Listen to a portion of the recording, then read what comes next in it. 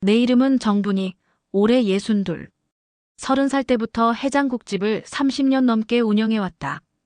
새벽 4시면 문 열고 손님들 나가기 전까지 서 있던 세월. 덕분에 손은 굳은 살로 가득하지만 그래도 사장님, 해장국 한 그릇에 인생이 풀려요. 그 한마디에 버텼다. 그렇게 악착같이 모은 돈으로 아들 결혼식 올려주는 게 내 마지막 소원이었다. 처음 며느리를 봤을 때 솔직히 마음이 참 좋았다. 평범한 집안 출신이라 했고 겉도 번드르르하지 않았다. 화장도 연하게 하고 말투도 공손했다. 어머님, 저 김치찌개 정말 좋아해요. 해장국집 하신다니 너무 든든해요. 그 말 한마디에 내 마음이 확 녹았다. 요즘 애답지 않게 겸손하네, 이 아이 괜찮다. 그때까진 정말 그렇게 믿었다. 손주가 태어난 날 나는 세상 다 가진 기분이었다. 그 조그만 손, 새근새근 자는 숨소리. 그걸 보고 있자니 내가 해장국집에서 허리 휘도록 일하던 세월이 다 보상받는 것 같았다. 지은아, 조리원은 좋은 데로 가라. 우리 손주 낳아줬는데 그 정도는 해줘야지. 나는 예전 내 몸을 떠올렸다. 출산 후에 찬물에 설거지하고 허리 붙잡고 일하던 그 시절이 문득 떠올라서였다. 나는 그때 제대로 쉬질 못했거든. 지은이는 꼭 몸조리 잘해야 돼. 아기보다 지금은 내 몸이 더 중요해. 그렇게 강남에 있는 최고급 조리원을 예약해줬다. 2주에 1,000만 원, 그때는 한 푼도 아깝지 않았다. 며느리는 눈시울이 붉어져 있었다. 어머님 정말 감사해요. 저 푹 쉬고 몸 회복할게요. 그 말을 듣고 마음이 놓였다. 그래, 요즘은 세상이 달라졌지. 나 때처럼 몸을 혹사하며 살 순 없잖아. 그런데 2주가 지나던 어느 날 지은이에게 전화가 왔다. 어머님 죄송한데요. 몸이 아직 덜 회복돼서 조리원 조금만 더 있을게요. 그래, 그러자. 너무 무리하지 마. 몸 상하면 평생 고생이야. 나는 흔쾌히 말했다. 진심이었다. 출산의 고통을 겪어본 여자로서 그 마음이 너무 이해됐으니까. 하지만 그게 시작이었다. 그녀의 당연함이 그날 이후 조금씩 변하기 시작한 거였다. 조리원 연장이 끝나고 지은이가 집으로 돌아온 날이었다. 아기가 잠든 틈에 지은이는 작은 목소리로 말했다. 어머님, 애기 물티슈랑 분유가 다 떨어져서요. 제가 내일 마트 다녀올게요. 나는 그 말을 듣는 순간 괜히 마음이 짠했다. 손주 젖병 하나, 기저귀 한 장도 다 돈이잖아. 나는 가만히 서랍을 열고 내 지갑을 꺼냈다. 그 안엔 평생 내 손으로 벌어 쓴 카드 한 장이 있었다. 해장국집에서 하루도 쉬지 않고 일하며 내 손바닥 굳은 살로 만든 돈이었다. 그 카드를 꺼내 지은에게 건넸다. 지은아, 이거 써라. 어머님, 이게 뭐예요? 내 카드야. 아기 키우다 보면 필요한 게 얼마나 많니. 물티슈든 분유든 먹고 싶은 거든 필요한 거 있으면 사고. 먹고 싶은 거 있으면 참지 말고 사 먹어. 지은은 놀란 얼굴로 나를 바라봤다. 어머님 괜찮아요? 제가 제 카드로. 괜찮다니까. 내가 다 알아. 나도 예전에 그랬어. 먹고 싶은 거 있어도 돈 아끼려고 참고. 애옷 찢어진 거 꿰매 입히면서도 좋은 거 하나 못 사줬어. 그땐 가진 게 없었거든. 나는 천천히 지은의 손을 감싸 쥐었다. 너는 나처럼 살지 마라. 나는 돈이 없어서 애 울 때 미움 한 번 못 끓여줬다. 지금은 있으니까 그냥 쓰고 너무 아끼지 말고 내 마음 편히 써라. 지은은 눈시울을 붉히며 말했다. 어머님 정말 감사해요. 그럼 꼭 필요한 것만 쓸게요. 나는 그 말을 믿었다. 정말 진심으로 믿었다. 내가 겪은 가난의 세월을 이 아이는 겪지 않게 해주고 싶었으니까. 하지만 그 믿음은 오래가지 않았다. 며칠 뒤부터 카드 결제 문자가 오기 시작했다. 루이비통 198만 원 승인. 청담동 레스토랑 21만 5천 원. 에스테틱 38만 원. 나는 그 문자를 보며 한참을 들여다보다가 스스로를 달랬다. 그래, 아기 낳고 고생했는데 그동안 못 꾸미고 살았으니 이젠 본인에게 주는 선물도 해야지. 내가 사주고 싶어서 준 카드인데 그 정도는 괜찮지. 그렇게 생각했다. 정말로 그렇게 믿으려 했다. 하지만 그게 점점 심해졌다. 하루 이틀에 한 번이던 결제 문자가 이제는 하루에도 서너 번씩 울렸다. 청담 헤어샵, 명품 편집샵, 호텔 브런치. 그리고 카드 내역이 늘어날수록 지은이가 집에 붙어 있는 날은 점점 줄어들었다. 어머님 잠깐 친구 만날게요. 어머님 미용실 예약이 잡혀서요.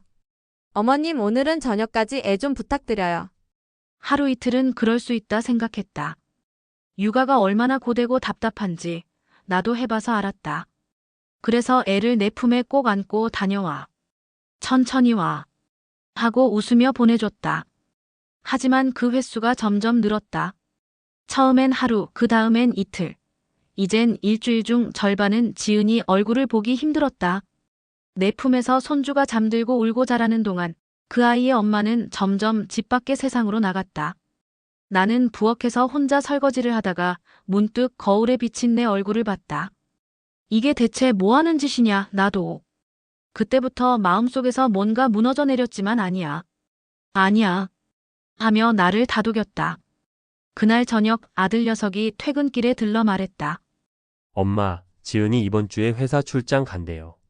일주일 정도 걸린다네요. 출장. 나는 잠시 멈칫했다. 애는? 지은이 팀에서 일손이 부족하다네요. 출장 가는 동안 내가 야근 없는 날엔 애 좀 볼게요. 그래도 엄마가 도와주셔야죠. 나는 고개를 끄덕였다. 지은이가 요즘 피곤해 보이긴 했는데 출장이라니. 몸이 상할까 걱정이 된 게 사실이다. 그래, 다녀오라 그래라. 애는 내가 볼게. 엄마도 젊었을 때 애기 맡기고 일하던 시절이 있었지. 고생 많겠다. 나는 진심으로 그렇게 생각했다. 며느리가 조금이라도 숨 쉴 틈을 가지길 바랐다. 그런데 출장 간다던 며칠 뒤 지은이의 SNS에서 낯선 풍경이 눈에 들어왔다. 바다 수영복 와인잔. 해시태그 친구들과 여행, 해시태그 힐링, 해시태그 엄마 탈출. 손이 덜덜 떨렸다. 심장이 뚝 떨어지는 기분이었다. 나는 핸드폰을 손에 쥔 채 멍하니 서 있었다. 그날 밤 아들이 퇴근에 들어오자 조심스레 물었다. 출장지는 어디랬니? 일본이라고 했던 것 같아요. 호텔에서 세미나 한다고 하던데요. 나는 아무 말도 하지 못했다. 아들이 거짓말하는 게 아니라는 걸 알았다. 그 애도 속은 거다. 그날 밤 손주를 재우고 부엌 의자에 앉아 핸드폰을 다시 켰다. 지은이의 사진 속 얼굴은 밝았다. 피곤한 기색 하나 없는 얼굴. 출장이라며 애는 누가 봐주고 그 웃음은 또 뭐냐. 그 순간 내 속에서 뭔가 툭 끊어졌다. 다음 날, 이젠 안 되겠다. 손이 떨렸지만 확실했다. 고객센터 번호를 눌렀다. 해당 카드는 정지시켜주세요. 일주일 뒤 문이 벌컥 열리고 지은이가 들어왔다. 집에 내가 있으니 조금 당황한 눈치였다. 어머님, 저희 집에 계셨네요. 윤우는요? 윤우는 방금 잠들었다. 나는 조용히 대답했다. 아이는 방에서 막 잠들어 있었다. 지은이는 잠시 머뭇거리더니 작은 한숨을 내쉬었다. 어머님 저한테 말도 없이 카드 정지하셨어요. 출장 중이었는데 팀원들이랑 점심 먹고 제가 계산하려는데 카드가 안 되는 거예요. 진짜 얼마나 당황했는지 아세요? 나는 고개를 천천히 들었다. 출장? 네, 지은이의 목소리가 작아졌다. 회사 일로 다녀온 거잖아요. 그래. 나는 지은이의 눈을 똑바로 바라보며 물었다. 너 정말 출장 다녀오는 길이야? 그 순간 지은이의 시선이 흔들렸다. 가방끈을 쥔 손이 살짝 떨렸다. 그게 팀 일정 끝나고 친구들이랑 잠깐. 나는 말을 끊었다. 잠깐. 내 목소리가 조금 낮아졌다. 잠깐인데 비행기표가 파리 왕복이더라. 지은이의 얼굴이 순식간에 하얘졌다. 무겁게 가라앉은 침묵 속에서 냉장고 돌아가는 소리만 들렸다. 지은아. 내가 천천히 말했다. 그동안 누가 해봤니? 그야 어머님이. 그래, 내가 봤지. 밤새 열라면 달래고 새벽에 분유 먹이면서 같이 울었어. 그런데 넌 뭐 했니? 지은이는 입을 다물었다. 그저 바닥만 바라봤다. 나는 한숨을 내쉬며 말했다. 그래. 이제 됐다. 그리고는 아이가 자는 방 쪽을 바라보았다. 윤우 잘 키워라. 이제는 내가 봐야지. 지은이가 놀란 눈으로 나를 바라봤다. 어머님 그게 무슨 말씀이세요? 나는 이제 그만두련다. 내 몫은 여기까지야. 그녀는 허둥지둥 말을 이어갔다. 어머님 너무 서운하게 말씀하시네요. 저 그런 의도 아니었어요. 그냥 잠깐 여행도 다녀오고 싶었고. 그래. 나는 짧게 대답했다. 그 잠깐이 누군가한테는 긴 밤이 되기도 해. 그 말만 남기고 나는 조용히 부엌으로 가서 앞치마를 벗었다. 식탁 위엔 식은 이유식 그릇이 놓여 있었다. 한쪽에 접힌 아기 수건 위로 햇살이 비쳐들었다. 가방에 내 물건 몇 가지를 챙겼다. 손에 익은 분유통과 젖병은 그대로 두었다. 이제는 내가 쓸 게 아니니까. 현관문 앞에서 신발을 신으며 지은이를 한번 돌아봤다. 그녀는 아무 말도 못하고 서 있었다. 아무리 해명하려 해도 이미 늦었다는 걸 본인도 아는 눈치였다. 윤우 깨면 안겨주고 분유는 2스푼 반으로 타라. 그 말을 마지막으로 남겼다. 내가 현관 쪽으로 걸어가는데 지은이의 목소리가 작게 들려왔다. 어머님, 나는 뒤돌지 않았다. 어머님 카드는 풀어주시면 안 될까요? 그녀가 조심스레 말을 이었다. 제가 아니라 윤우를 위해서요. 애기 키우려면 필요한 게 많잖아요. 나는 잠시 멈췄다. 현관문 앞에서 손에 들린 가방끈이 살짝 떨렸다. 천천히 고개를 돌려 지은이를 바라봤다. 윤우를 위해서라. 입안에서 그 말이 맴돌았다. 지은아, 윤우를 위해서라면 이제 진짜 어른이 돼야지. 그 말만 남기고 나는 현관문을 열었다. 문이 닫히는 소리가 오래도록 집안을 울렸다. 복도에 나서자 차가운 바람이 불었다. 그 바람이 오히려 시원했다. 엘리베이터 앞에서 나는 잠시 멈춰섰다. 휴대폰을 꺼내 아들에게 문자를 보냈다. 오늘부터 엄마는 좀 쉬려 한다. 윤우는 너희 부부가 잘 돌봐라. 불빛이 하나씩 꺼져가는 복도 끝에서 나는 조용히 속삭였다. 그래. 이제 내 자리로 돌아가자. 그날 밤 나는 오랜만에 내 집으로 돌아왔다. 해장국집 불은 이미 꺼져 있었지만 이상하게도 마음이 따뜻했다. 며칠 뒤 나는 다시 일상으로 돌아왔다. 가게 불을 켜고 국밥 냄비에 불을 올리며 하루를 시작했다. 사장님, 오늘도 해장국 하나요? 단골 손님들의 익숙한 목소리가 가게 안을 메웠다. 그렇게 평범한 하루들이 흘러가던 어느 날, 낯익은 그림자가 문 앞에 섰다. 아들 부부였다. 지은이는 윤우를 품에 안고 있었다. 윤우는 예전보다 조금 자라 있었다. 그 작은 얼굴이 잠든 듯 고요했다. 그런데 지은이의 얼굴은 야위어 있었다. 피곤이 묻어났고 눈 밑엔 짙은 그림자가 드리워져 있었다. 순간 마음 한켠이 짠했다. 하지만 나는 일부러 마음을 다잡았다. 왜 왔니? 조용히 묻자 아들이 먼저 입을 열었다. 엄마, 우리 좀 도와주세요. 지은이도 고개를 숙이며 말했다. 어머님 저희 이제 정말 너무 힘들어요. 나는 잠시 아무 말 없이 윤우의 얼굴을 바라봤다. 볼이 살짝 상기된 그 얼굴이 묘하게 아기 때 내 손에 안기던 모습과 겹쳐 보였다. 가슴이 먹먹했다. 그러나 이내 고개를 들었다. 그래. 힘들겠지. 하지만 그건 너희 둘이 이겨내야 할 일이다. 아들이 놀란 얼굴로 나를 바라봤다. 엄마, 우리 진짜 이번엔 다르게 해볼게요. 지은이도 후회하고 있고요. 한 번만 마지막으로 도와주세요. 그때 지은이가 조심스럽게 말을 덧붙였다. 어머님 카드만이라도 풀어주시면 안 될까요?